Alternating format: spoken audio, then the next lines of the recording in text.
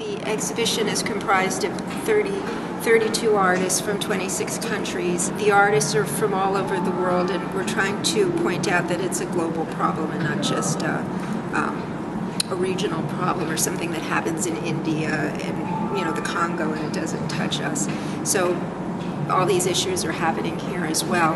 I'm fascinated by the exhibit because it is at once powerful and poignant, and I think the part of it that I'm really enjoying is that it is art first. It is not hitting us over the head with textbook messages which people tend to run from. Instead, it is art asking us to jump into it and go with it. And once we are there enjoying it for art's sake, then we are open and we have the message that lies within. So I'm enjoying it.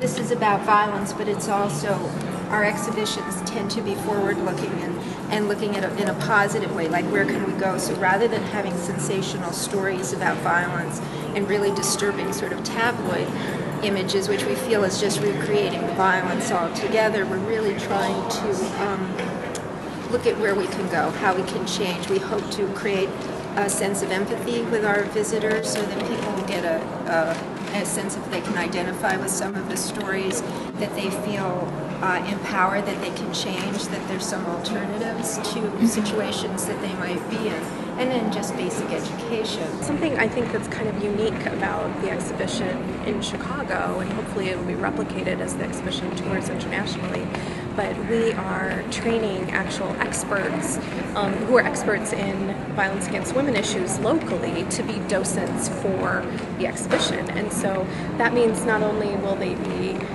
knowledgeable about the exhibition, about the artwork within the exhibition, but they will also be knowledgeable about their own area of expertise and about gender-based violence. And so we'll really be able to create connections and hopefully start dialogue and discussion as a result. So it's very exciting. This is the image that we're using as the identity image for the exhibition.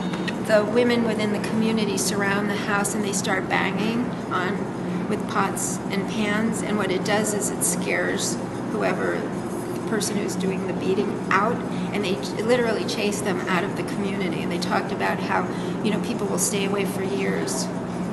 So it's become this sense of, very basic kind of activism. My daughter invited me, and she is in the social service agency, and she's going for her social work, but a friend invited her, so I'm sure it has true meaning. This is pretty deep for both of us. Yeah. So, but no, it's pretty much everything. We had a great deal of involvement getting over 40 Chicago-based organizations to sign on as community allies.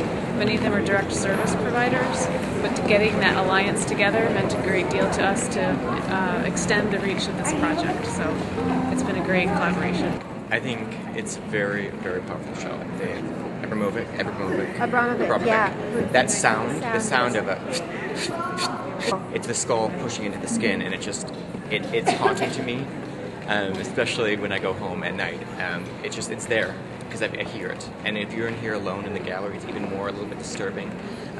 It brings up conjuring rape, conjures masturbation, it conjures a lot of things that just fill my head, and it's very intense. I'm so taken aback and stunned and shocked. I know I've heard the statistics that it's 1 in 3 or 1 in 4 women that are raped or beaten or violated somehow, but I never think of that level of abuse in the first world, and it just tells you how it's culturally ingrained. And as women become more empowered, better educated, I hope their intolerance for it grows and they fight back if they have to and push back. I mean, that's my reaction to the show.